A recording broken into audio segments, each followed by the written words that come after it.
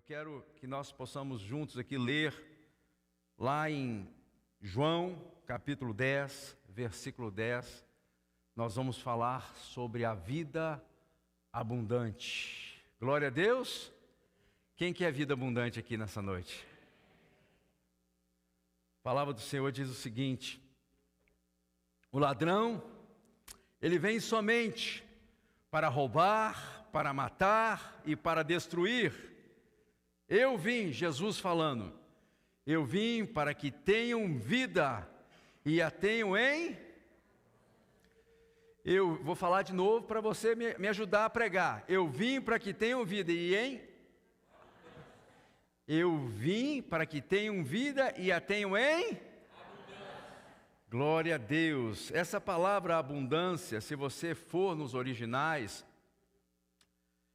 ela é muito interessante. O nome é perissos e significa o que excede em número, medida, posição ou está acima. O que é mais que o necessário, super adicionado, o que excede, o que é extraordinário, o que é excelente, o que é incomum, o que é preeminente, é o que significa essa palavra abundante. Eu queria convidar você a fechar os teus olhos, inclinar sua cabeça. Eu vou orar ao Senhor Deus, o Todo-Poderoso, que nessa noite todos nós possamos sair desse lugar com a clareza daquilo que Deus está falando conosco. Tantas vezes nós lemos a palavra de Deus e a gente não consegue absorver de fato aquilo que Deus está falando com a gente.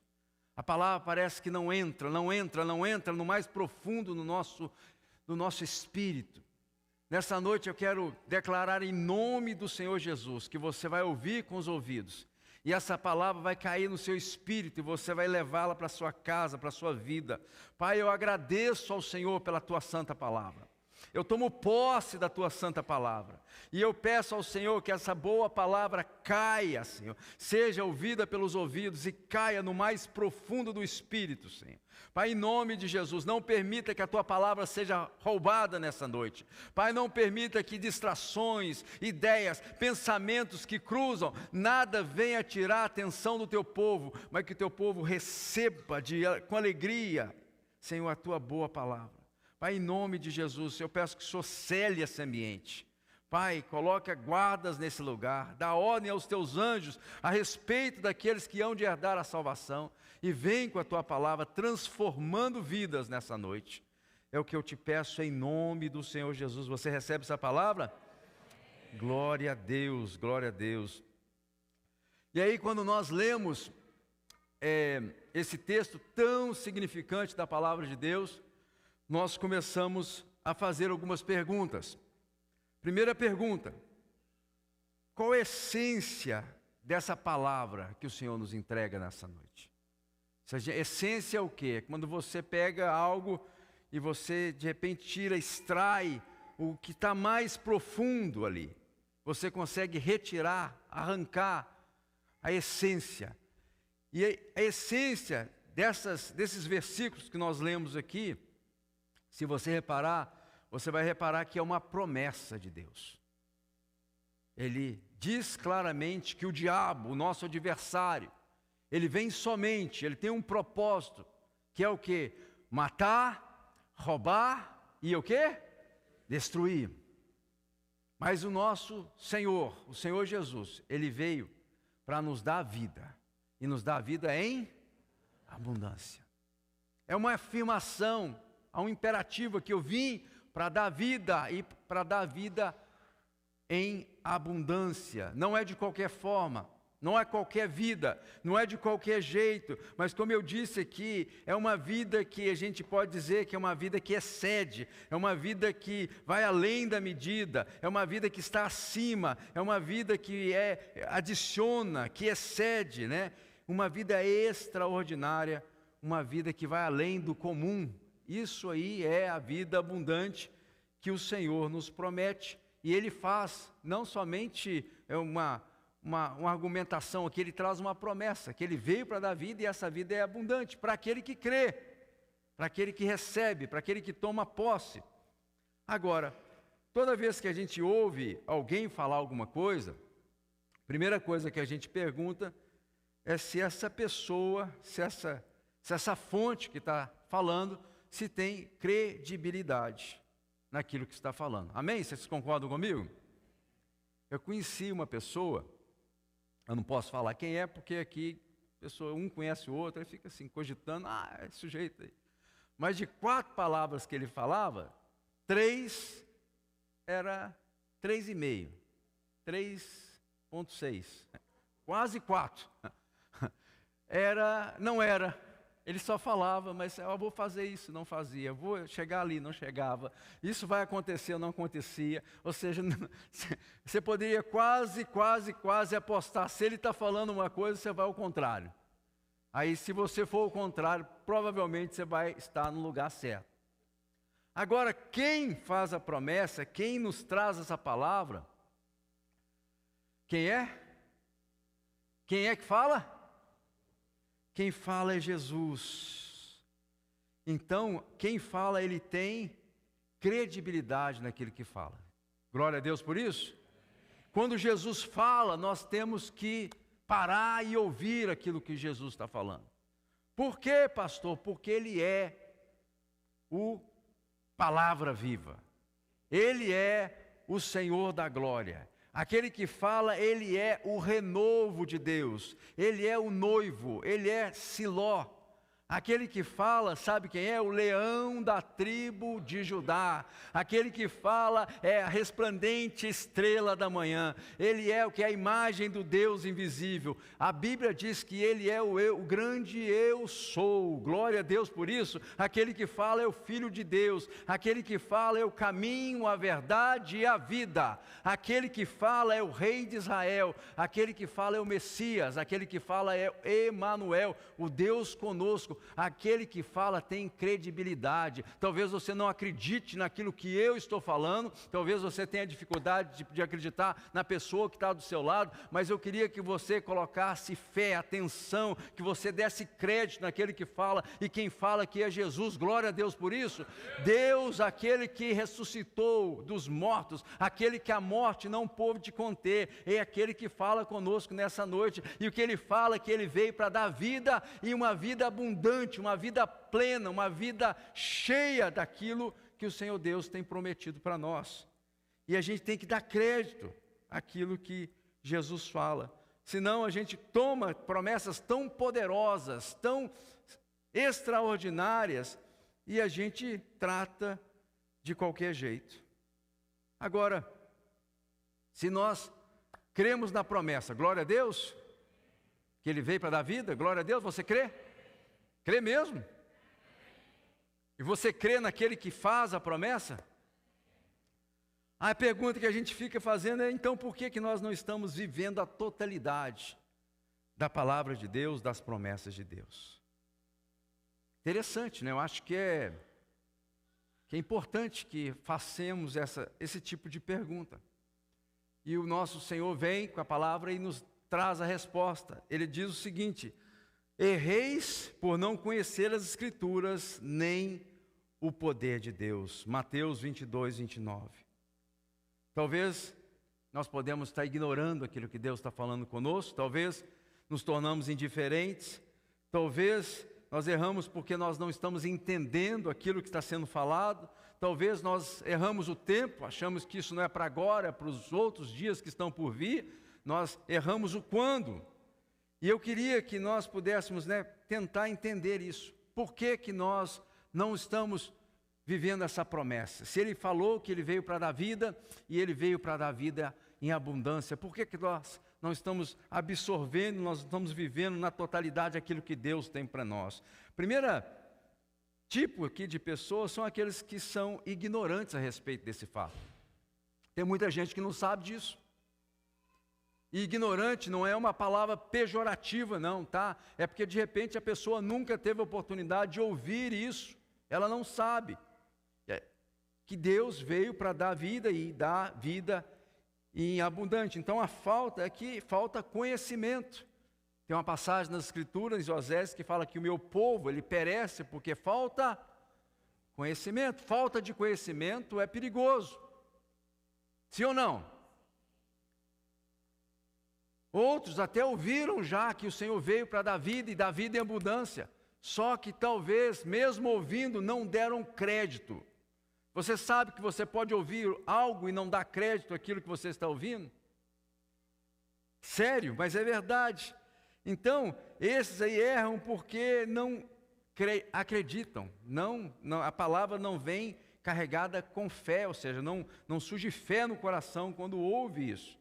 Tem um terceiro grupo que até crê nisso, que o Senhor veio para dar vida e dar vida com abundância, mas esse às vezes está interessado ou vê ou enxerga essa vida da vida abundante como se fosse a busca intensa das coisas desse mundo. Quando fala vida abundante, ele traduz assim automaticamente nas coisas dessa terra. Talvez ele está buscando fama, né? Por isso que ele está talvez envolvido com as redes sociais.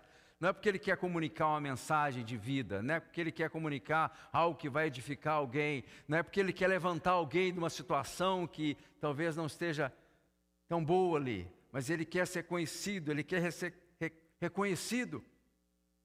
Outros, né, pensam que porque querem poder, querem riqueza, e por isso traduzem a vida abundante que está escrito na palavra de Deus como se fosse isso aí. E não é isso aí. As pessoas erram porque têm o foco errado, trabalham com a motivação errada. Não é isso que Deus está falando na palavra dele. Tem coisas boas e nós reconhecemos isso, mas não é isso. E aí tem outro grupo que erra no tempo, no timing, porque eles entendem que nós somente teremos essa vida abundante depois, um tempo depois, vamos desfrutar, né, quando nós chegarmos na eternidade. Ou seja, a gente vai ter que morrer primeiro para depois provar dessa vida abundante. Sim ou não? Muita gente pensa assim. E aí o que acontece? Acha que a vida aqui na terra é uma miséria, é uma desgraça, uma falta de graça. Que quem domina aqui em tudo é Satanás. E a gente está aqui somente, né, aqui enchendo o tempo, preenchendo o tempo, e depois lá na glória nós vamos desfrutar da vida abundante. E na verdade tem. É claro que nós cremos nisso, que na presença de Deus, na glória, nós vamos, né, desfrutar da plenitude, da abundância de Deus. Mas nós não podemos entregar tudo na mão do diabo assim. Quem está entendendo aqui? Não pode. Isso não é bom que seja assim. Porque se a gente pensar dessa forma, nós vamos viver uma vida aqui fracassados, miseráveis. O diabo vai pisar em nós, vai sapatear em cima de nós. E eu creio que não é isso que Deus está dizendo na palavra dele, né? Se a gente pensa dessa forma, nós estamos fadados para o fracasso, para o caos e para que o domínio do inimigo seja completo sobre a nossa vida, sobre a nossa casa, sobre os nossos familiares. E eu não creio que é dessa forma. Você crê comigo? Existe uma outra opção que eu creio que é a opção do equilíbrio, que busca um lugar de consenso, né? Mesmo crendo que a plenitude da totalidade dessa vida vai vir na glória, vai ser vivida na glória, mas com isso não significa que podemos ignorar o que Deus já está fazendo na nossa vida hoje. Esse processo começa hoje na minha vida, esse processo começa agora na minha vida, esse processo começa quando o Espírito de Deus, né, ele aviva o meu espírito que estava morto, aí começa uma obra tremenda na minha vida. Glória a Deus por isso. Se a gente começar a pensar como nós pensávamos antes, na religião dos nossos pais, que a gente pode viver uma vida aqui como todo mundo vive, e um dia na glória as coisas serão acertadas, ali o Senhor vai fazer todas as coisas, e a gente vai viver aqui como todo mundo vive, sem haver diferenciação entre quem serve a Deus e quem não serve a Deus. Nós estamos equivocados. Nós estamos vivendo uma vida que está aquém daquilo que Deus nos entregou na mão para viver. Então, eu queria que a gente pudesse pensar juntos nessa noite, o que é essa vida abundante que Deus quer que nós possamos viver. O que é que Deus está querendo dizer na palavra dEle sobre as nossas vidas? Tem uma promessa de Deus que é muito séria, gente, que nós lemos aqui, que Ele daria vida e vida em abundância, né, com abundância. E a gente tem que aplicar isso na nossa vida, a gente tem que tomar posse disso. E eu queria dizer para você, eu queria que você olhasse para esse irmão do lado assim, olha no olhinho dele assim, ó. Fala assim, ó, a escolha é sua. Que tipo de vida que você quer viver? A escolha é sua. Você pode andar na miséria, né? Quando eu falo miséria, não estou falando de questões financeiras, não. Estou falando miséria de alma, miséria de pensamento. A gente pode sim, ou a gente vai crer e receber aquilo que Deus tem para nós e tomar, né, pela fé, ou nós vamos normalizar o caos. O que é isso, pastor? Normalizar o caos é coisas, áreas da nossa vida que estão fora da vontade de Deus, fora do propósito de Deus, desalinhado. É um caos, literalmente um caos. E a gente acha que aquilo é comum, normal, aquilo é parte da vida. Uns são assim, outros são assados e assim vai. Não. Onde tem caos, você pode saber que tem o dedo do diabo. O nosso Deus é um Deus de ordem. Nosso Deus é um Deus que coloca todas as coisas. Pela palavra do Senhor tudo foi criado. A Bíblia fala, lá em Gênesis capítulo 1, que a terra estava sem forma e vazia, ou seja, um caos. E o Senhor envia uma palavra de ordem, glória a Deus por isso. Assim na nossa vida. A nossa vida pode estar um caos, pode estar uma situação terrível, quando a palavra de Deus, quando os princípios do Evangelho, quando aquilo que Deus tem para nós começa a entrar, o caos começa a deixar. É impossível que nós possamos normalizar as trevas, gente. Quando eu falo impossível, não é que não existe a possibilidade de acontecer, mas não deveria acontecer. Não deveria. Isso não deveria ser normalizado na nossa vida. Ou seja, a gente pensar que isso é assim mesmo. Assim, todo mundo está assim. Isso é normal, não é normal. Não é normal. Eu, como crente, eu como uma pessoa que creio no Senhor da glória, você como crente que crê, tá? Você deveria, né, abrir os seus olhos espirituais e você, né, deveria absorver, tomar posse daquilo que Deus tem falado nesses dias com você. Glória a Deus. É palavra de Deus. Eu vim para te dar vida e para te dar vida em abundância. Em todas as áreas da sua vida. Não há área nenhuma que é impossível para que o Senhor venha tocar. Não existe nenhuma dimensão da sua história, nada no passado, no presente, no futuro, que o Senhor não possa operar de forma poderosa e mudar essa história. Porque nós começamos a criar cenários na nossa vida que são aquém daquilo que Deus deixou para nós. E aí, talvez com medo de avançar, com medo de ir para cima, com medo de tomar posse daquilo que Deus nos deu, nos entregou nas mãos, para que nós não venhamos a ser decepcionados, o que nós fazemos, nós retrocedemos. Mas a palavra do Senhor é bem clara, que Ele não se alegra com aquele que retrocede.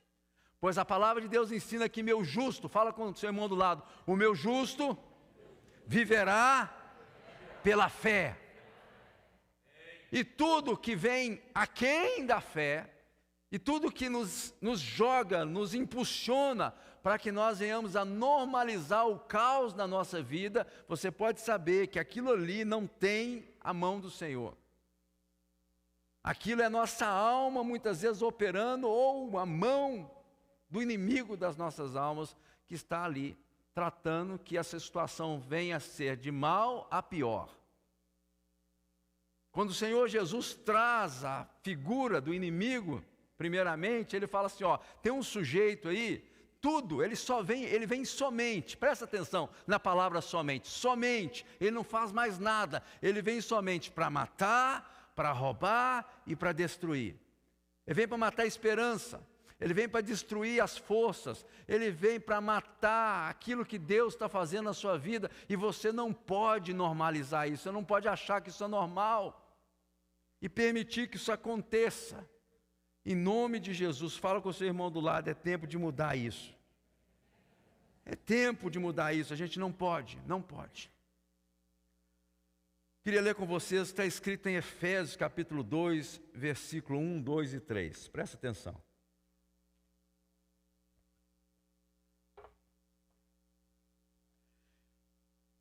Ele vos deu vida, estando vós mortos nos vossos delitos e pecados, aos quais andastes outrora, segundo o curso desse mundo, segundo o príncipe da potestade do ar, do espírito que agora atua nos filhos da desobediência, entre os quais também todos nós andávamos outrora, segundo as inclinações da nossa carne, fazendo a vontade da carne e dos pensamentos. E éramos, por natureza, filhos da ira. Eu amo esse versículo, ou esses versículos aqui, porque ele resume muito bem a nossa história. Fala claramente aqui, você vê aqui um processo de Deus nas nossas vidas. Existem inimigos que estão, com certeza, aqui nesse texto, conspirando contra essa vida abundante que o Senhor Deus quer nos entregar. E você vê aqui que ele começa dizendo que ele nos deu, o que, igreja? Vida. Que vida é essa? Que vida é essa? A Bíblia fala também que nós estávamos o quê? Estávamos mortos nos nossos pecados, nos nossos delitos, nos quais nós andávamos. Essa vida aqui é a salvação da nossa alma. Nós estávamos longe de Deus. A Bíblia fala que nós íamos no segundo curso desse sistema. Nós fazíamos aquilo que o sistema fazia. É isso que nós fazíamos. Mas ele veio nos dar a vida. E a gente entende a vida que nosso espírito estava morto dentro de nós. E o Senhor, pela sua graça, pela sua misericórdia, ele vivificou um espírito que estava morto. E aí, depois que ele fez isso, a gente começou a compreender questões espirituais. Porque as questões espirituais para nós eram muito difíceis. Eu não digo difíceis, impossíveis de serem entendidas. Então nós começamos a entender questões do mundo espiritual, mas não termina aí. Porque esse é o primeiro, nós chamamos disso no novo nascimento. Chamamos isso de novo nascimento. Depois do novo nascimento, termina aí, gente? O que vocês acham? Não, porque depois do novo nascimento, o Senhor começa a trabalhar, o mesmo Espírito que vem nos vivificar, Ele começa a nos confrontar. Ele vem nos encorajar, Ele vem para nos desafiar, Ele vem para nos transformar, Ele vem para que haja transformação em nós. E nós chamamos esse período do período da santificação, onde o Espírito Santo de Deus vem começando a arrancar, vem nos convencendo do pecado, da justiça e do juízo, e vem arrancando dentro de nós tudo isso que era segundo o curso desse mundo. Segundo o que? As inclinações da nossa carne, da nossa alma, da nossa vontade. Nós queríamos, porque queríamos e tínhamos a vontade muito atuante, muito forte. Veio o Espírito de Deus, começa a arrancar, tirar tudo aquilo que não coincide, que não está alinhado com a vontade de Deus. E futuramente, quando nós tivermos o nosso corpo transformado, glória a Deus por isso, quem sabia que nós vamos ter esse corpo transformado? Essa artrite aí não vai ter mais poder de te incomodar. Essa dor nesse joelho aí vai sair em nome de Jesus. Todas essas gordurinhas aí que estão, você fala, como é que é isso? Come um pouquinho, a gordura vem rapidinho. né? Quando eu era jovem eu comia e não engordava, agora eu como um pouquinho, a gente engorda. Isso tudo, gente, é porque nós estamos passando por um processo degenerativo do nosso físico. Estamos envelhecendo, querendo ou não querendo, está acontecendo. Mas esse corpo, ele vai ser transformado, esse corpo, nós receberemos da parte de Deus um corpo glorificado, glória a Deus por isso. E aí o Senhor estará completando esse tremendo, né, essa tremenda obra que nós chamamos de salvação. Então, o Senhor Jesus vem e promete, além de tudo isso que Ele já fez, está fazendo e fará, Ele promete que nós vamos ter uma vida abundante. É isso que a palavra de Deus nos ensina. Agora, existem, e como nós lemos aqui nessa passagem, inimigos que conspiram contra a sua vida. Infelizmente, eu não sei se você sabia disso, mas tem aí inimigos conspirando contra a obra de Deus na sua vida, estão conspirando contra aquilo que é bom para você, o que é bom para a sua família, o que é bom para a sua descendência. Né? Tem inimigos aqui que conspiram e não querem que a vida abundante prometida por Deus venha sobre nós. Primeiro inimigo que nós vemos aqui é o curso desse sistema, desse mundo, desse cosmos aqui. Você já reparou que tudo que vai sendo inventado de novo, muitas vezes é contra aquilo que os princípios do Evangelho? Parece que cada dia sai uma coisa diferente para poder arrancar as pessoas do caminho da vida.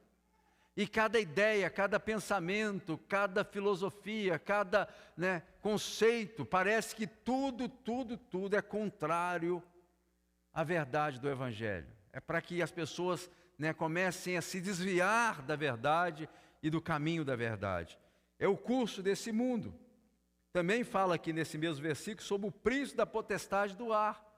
O que está falando aqui, gente? É o bicho. Fala com o irmão, é o bicho. É o diabo, gente. É o nosso adversário, é Satanás. E a gente perde, porque a gente comete dois erros. Ou a gente valoriza ele demais, que é um erro, ou a gente ignora ele completamente, como se ele não fosse real, que ele fosse uma figura fictícia. E eu quero dizer que, infelizmente, ele é real.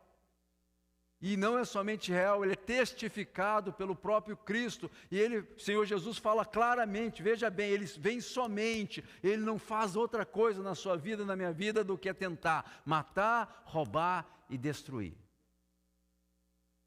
E aí, nós, além disso, o erro que nós cometemos em princípio, que nós erramos porque nós não conhecemos as Escrituras e também não conhecemos o poder de Deus.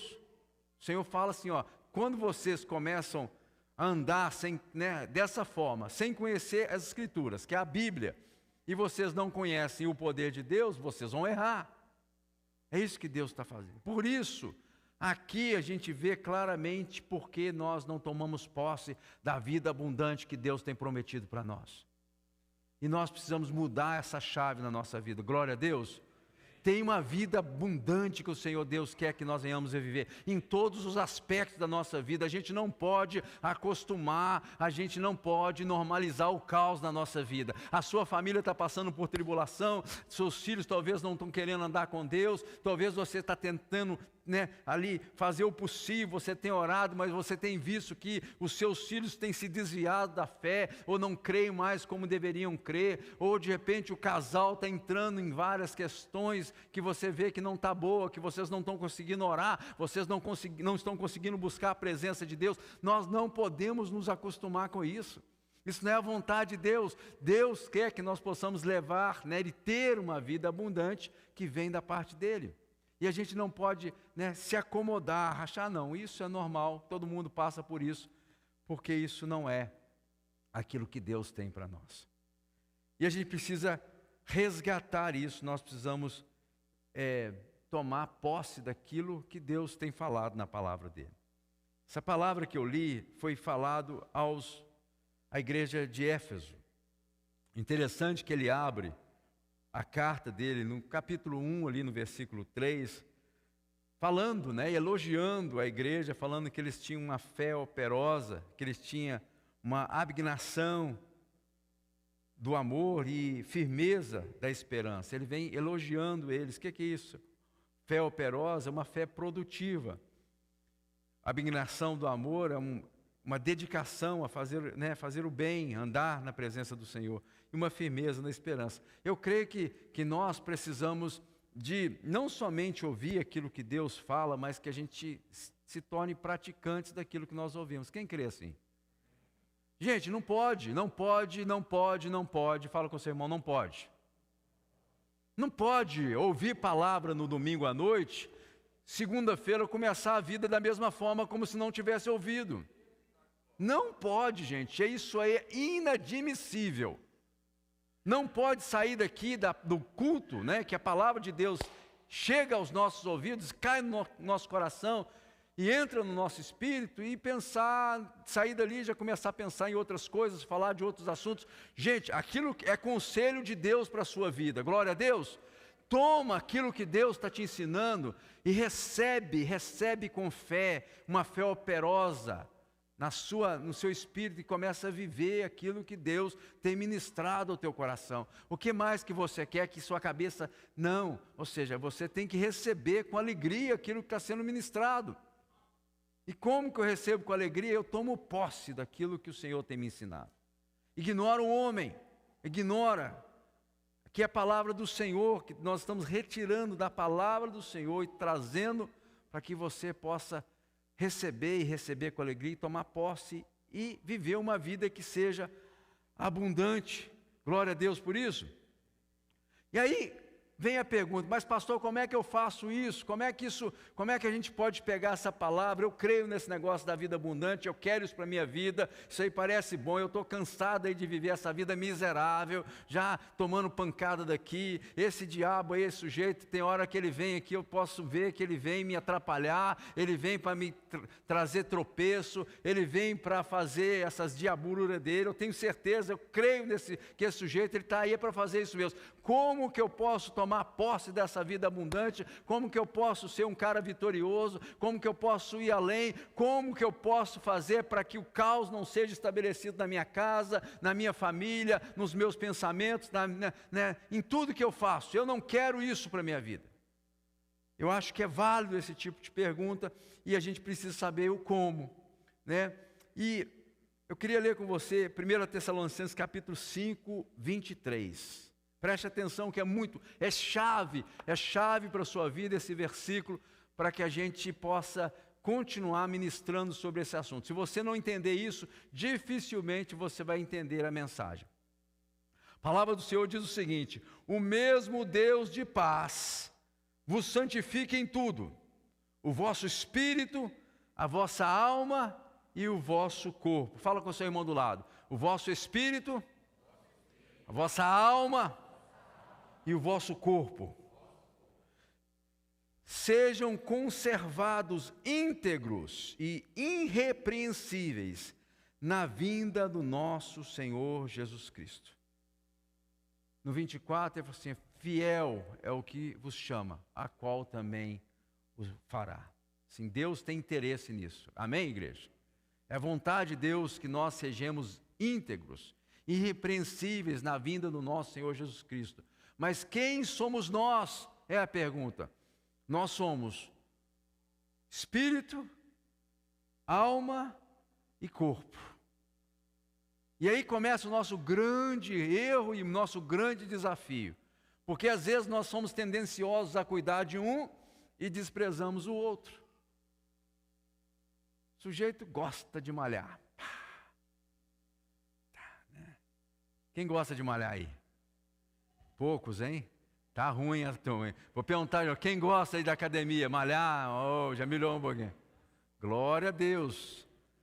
Glória a Deus. Tem que malhar. É importante. Isso aqui, quando o corpo está falando da nossa vida existencial, né? Daquilo que se o sujeito não consegue, não tem um físico adequado, ele não consegue, às vezes, fazer. Né, ele está desanimado, ele não consegue, ele começa a querer dormir 3 horas da tarde. Aí ele tem que tomar café. Aí toma café, e depois o café já não está funcionando mais, ele toma aquele negócio lá, aquela bomba, como é que chama? Red Bull. Aí o coração fica assim, ó. Pu, pu, pu, pu, pu, pu. Mas não adianta, o Red Bull não é suficiente para mover um corpo. É importante que a gente tenha uma vida, né, do nosso corpo saudável, com o nosso corpo, mas nós não podemos desprezar a nossa vida emocional. A alma está falando das nossas emoções, dos nossos pensamentos, está falando do nosso intelecto, daquilo que é importante para nós, né, das nossas memórias. Então, essa questão emocional é muito importante. É importante que nós venhamos a desenvolver uma vida emocional saudável. A gente sempre está falando sobre isso, né? Sermos espiritualmente saudáveis, emocionalmente saudáveis, né? Missionalmente, está falando do nosso chamado, do nosso propósito, da nossa vida. É importante que isso aí, se um começa a dar pau, com certeza o outro vai também sofrer as consequências. Tem gente que está tão ruim fisicamente, se ele tiver que orar ajoelhado ali, ou se ele tiver de orar um determinado tempo, ele não vai conseguir, ele vai dormir. Porque fisicamente ele está debilitado. Tem gente que emocionalmente está tão debilitado que ele dificilmente ele vai conseguir aconselhar alguém, porque ele está só a capa. Ele está só assim, não está conseguindo, ele só está aquela alma andando, mas ele não, emocionalmente ele está arrebentado. Então a gente tem que considerar a nossa vida emocional, se está bem. Ansiedade, veja bem aqui, presta atenção. Ansiedade tem arrebentado as pessoas nesses dias. É sério. O que é ansiedade, pastor? Ansiedade é você estar num lugar preocupado com o que vai acontecer amanhã.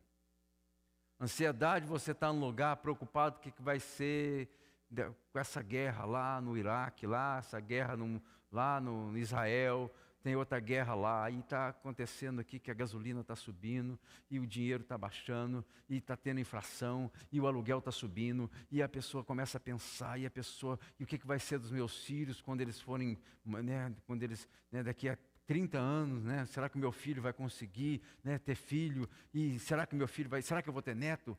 Gente, o Senhor Jesus conta algo para a gente muito sério, ele fala assim, basta cada dia o seu próprio mal. Se a gente começar a preocupar com tudo que pode acontecer, a gente não vai dar conta, a gente não vai conseguir. Por outro lado, emocionalmente, a gente às vezes fica doente porque não é ansioso, mas cai numa depressão. O que é depressão? Depressão é quando a gente está só se lembrando do passado, das coisas que aconteceram antes. Ao invés de projetar o futuro, nós estamos regressando ao passado. E a gente começa a ficar triste, a gente começa a perder a esperança. E tem muita gente, presta atenção nisso, se você ficar triste um dia é normal, tá? Todo mundo fica triste, tem um dia mau. O dia mau acontece com qualquer um. A gente está um pouco abatido, meio chibungo. Sabe o que é chibungo? Não? Pergunta para o seu irmão, sabe o que é chibungo? Chibungo assim, ó. Triste, você está triste. Agora o cara fica, né? Ou um dia, tá chibungo, com a cara de porta, assim, ó. Cara fechado. 2 dias, cara triste. 3, 4, 5 semanas triste. Não quer sair para lugar nenhum, não quer interagir com ninguém. Não quer conversar, perdeu a alegria, perdeu o brilho nos olhos, já não tem força mais, não quer praticar um esporte, não quer conversar com ninguém, não quer servir na igreja, tudo vê dificuldade na vida, tudo é difícil. A pessoa só quer ficar isolada lá no seu cantinho. Possivelmente essa pessoa caiu numa depressão. E tem que pedir ajuda, tem que, sim, não pode deixar ficar dessa forma. uma tristeza profunda que não sai. Então, é a questão da vida emocional, né? Medo, depressão, ansiedade. O medo é algo terrível, terrível. As pessoas acostumam com medo. Não deve. A palavra de Deus nos ensina que o Senhor não nos deu o espírito de covardia, de medo. Esse espírito, ele vem para estragar a vida abundante que Deus quer nos dar. Porque com medo a gente se paralisa, a gente não vai para lugar nenhum. E aí, também nós temos que ter, claro que nós temos que falar de uma vida espiritual saudável, né? O que é uma vida espiritual saudável? Uma vida que consegue vencer os desafios da vida, os pecados muitas vezes que estão espreitando aí. É inadmissível, a gente não pode normalizar isso. Pecado, em nome do Senhor Jesus, nós temos que vencê-los. Glória a Deus por isso. Não tem pecado de estimação, não pode ter na nossa vida. Ah, pastor, mas isso todo mundo faz. Depois você vai conversar com Deus. Isso não é o posicionamento de um homem de Deus, de uma mulher de Deus. Tem pecado, todos nós podemos errar, podemos, mas nós devemos ter uma postura e ir para cima, pedir perdão. Se você não tem como vencer sozinho, você vai pedir ajuda, você vai para cima, você vai, não vai se acostumar com esse estilo de vida que é fora dos padrões de Deus. Não pode ser dessa forma, tem que dar um basta, tem que ter um tempo na nossa vida que a gente fala assim, até aqui, daqui para frente eu não vou permitir que isso aconteça em nome de Jesus. Se falta força, você ore ao Senhor para que o Senhor Deus te dê força. Se você precisa pedir ajuda, peça ajuda, mas não podemos permitir de forma nenhuma, por exemplo, mentira. A mentira aprisiona. A mentira nos embaraça com o diabo, gente. Então, cuidado. Nós que somos imigrantes, e às vezes, para que nós tenhamos uma vida mais confortável nesse lugar aqui, nós vendemos a nossa alma para o diabo. Como o pastor que faz isso? Faz, tem cheio de gente fazendo. Começa com uma mentira gera outra mentira, aí começa a ter todo tipo de planejamento aí, e uma mentira vai gerando outra mentira, quando você vê, você está mais enrolado do que arame farpado. Então, tem que dar um basta nesse negócio, porque senão o diabo vai para cima de você. Ele vem somente para matar, roubar e destruir. Isso vai criando prisões, que o povo de Deus muitas vezes está aprisionado, está amarrado, porque não consegue sair, porque ele mesmo se enrola nas coisas desse mundo. A nossa vida espiritual começa a ficar comprometida, porque começa a esfriar na fé. O máximo que a gente consegue é trazer, às vezes, o nosso traseiro para ficar aqui no culto, mas a gente já não tem mais vida com Deus. A gente já não ora mais, a gente já não visita mais, a gente já não testifica mais do poder de Deus na vida das pessoas, a gente já não consegue mais se envolver com pessoas porque nós não temos assunto. A nossa vida, muitas vezes, ela não é esse testemunho vivo que nós temos que ter para as pessoas. Aí tudo fica difícil, por isso que muitas vezes o culto é difícil, porque a minha vida com Deus durante a semana, ela não está se manifestando. Então, mas eu continuo insistindo, mas essa insistência, ela não pode ser somente de comparecimento aos cultos. Eu preciso desenvolver uma vida com Deus, ter um testemunho que vai ser bênção na vida de outras pessoas. Isso faz a diferença, isso fala da minha vida espiritual, e eu preciso vencer.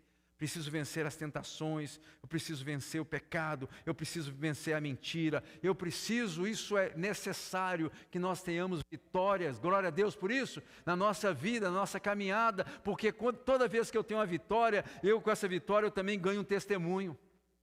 E a próxima vez que você for conversar com alguém, você não está falando da experiência de terceiros, você não está falando de algo que você assistiu no YouTube, você está falando de algo que aconteceu na sua própria vida, e você fala assim, ó, eu era dessa forma, mas eu venci em nome de Jesus.